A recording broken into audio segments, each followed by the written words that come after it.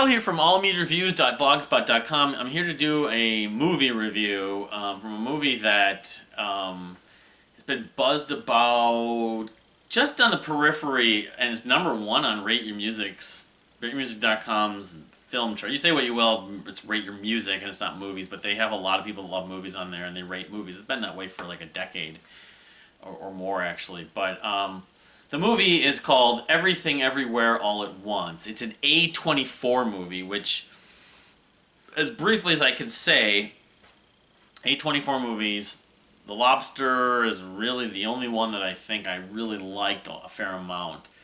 That one with Scarlett Johansson, and then Ex Machina. Ex Machina was okay.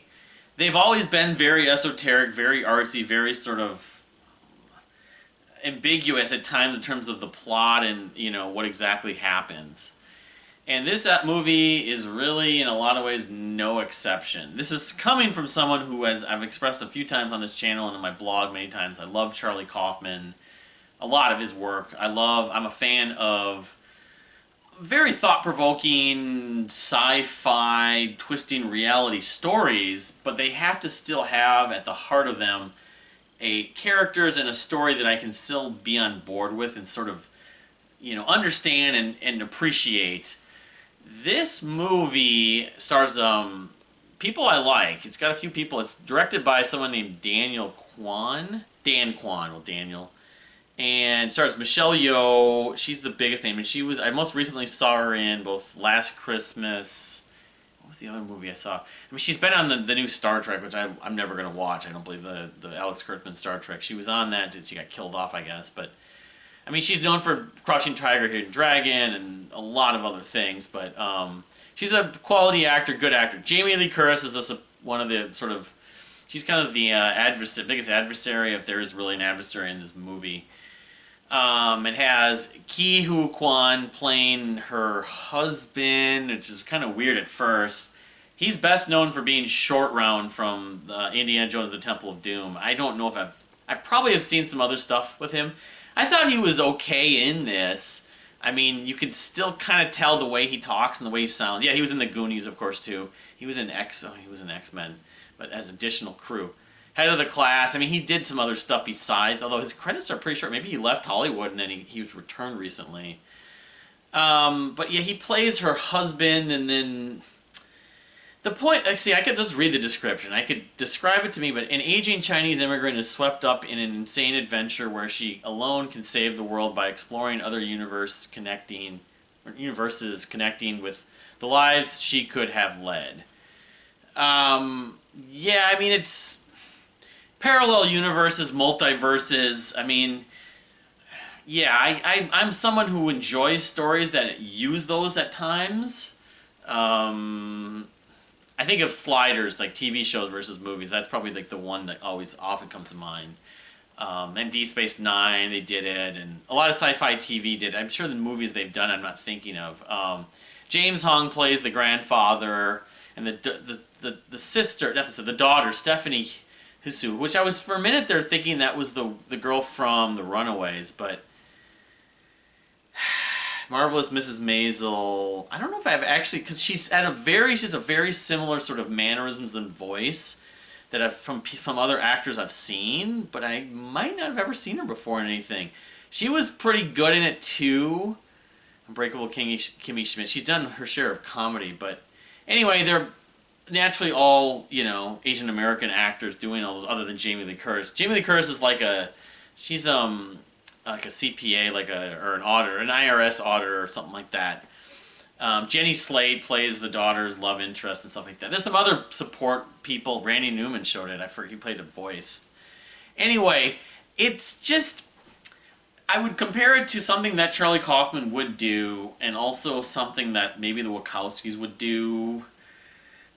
However, all the work from those people, I'd even say the last Charlie Kaufman movie that I talked about, which I'm not even remember. Oh, I'm thinking of Ending Things. That movie, and even was it Jupiter Ascending? At least I can say the actual stories within those had some, at least enough of a sort of basis where I could accept it and not be sort of thrown off by an understanding what I'm supposed to be caring about. We care about, Michelle Yeoh's character, Evelyn, and the different versions of her. She's got to save the world. She gets these powers. It's almost like, because she's in Crouching Tiger, Hidden Dragon, she's like reprising that to an extent. Her ability to do martial arts or fight or whatever. It was a little bit like it channeled a little bit of also Michelle Gondry, who I'm a big fan of. Some of the effects. There's one of the parallel universes. Their fingers are hot dogs. They're supposed to be like dildos. It just got to be a little long, a little too convoluted. I suppose if I saw it a second time, I might be able to follow some more levels of continuity. It just got to be a bit much. And part of it, I was in the theater there. It was on my birthday. No, it was on the day after my birthday, actually, last Tuesday. But the movie theater, I was wearing shorts, and I did wear a hoodie, but they had this awful draft in there, so I was freezing. So half the time I was watching this movie, I wasn't really watching. I was just trying to keep myself warm. But she's supposed to save each universe, go after this demon that was possessing her daughter and stuff like that. And at one point, you're kind of rooting for the daughter. She wants to side with the daughter, the demon, or whatever, the daughter's motivations. Because she, like, in the primary universe where she comes from, her daughter, she kind of sees as sort of being unsuccessful. She's like overweight, and she, doesn't accept her, and her father doesn't accept her being a lesbian and all this stuff. And but that wasn't harped on too much. That was kind of just her looking down. Then she's sort of apologizing, wants to save her daughter.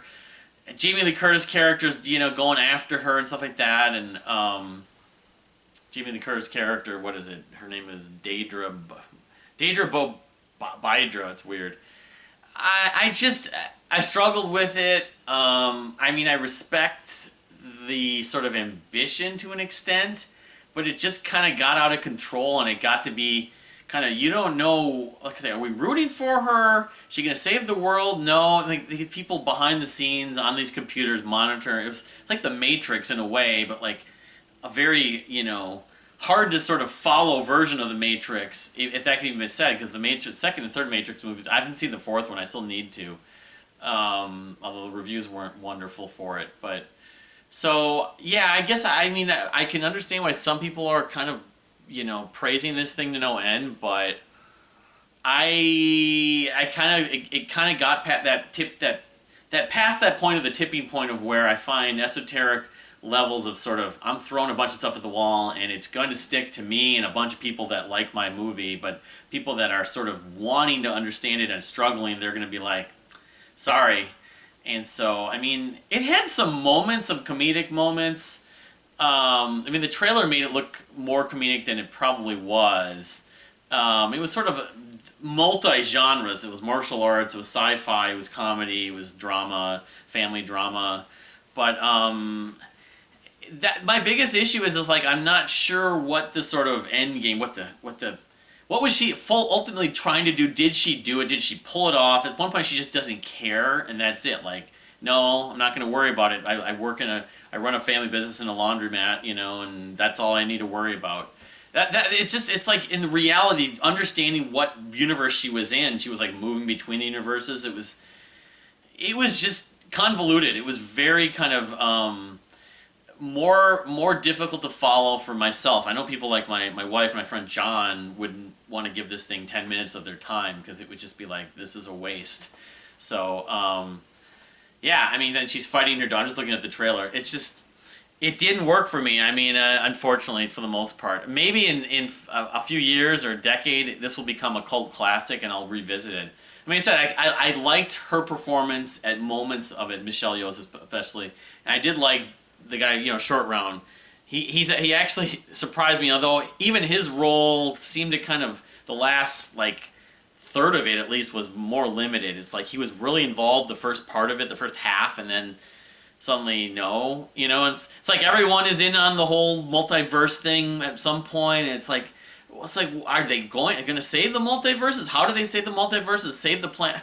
There was no explanation for a lot of this stuff, and so, I could write that probably. You know, I don't know if I'd have to be able to like direct it and come up with all the details. And I can only imagine the screenplay and like the storyboards being just like this massive thing. So anyway, I mean, I don't want to give it a number or rating, but what did you think of everything?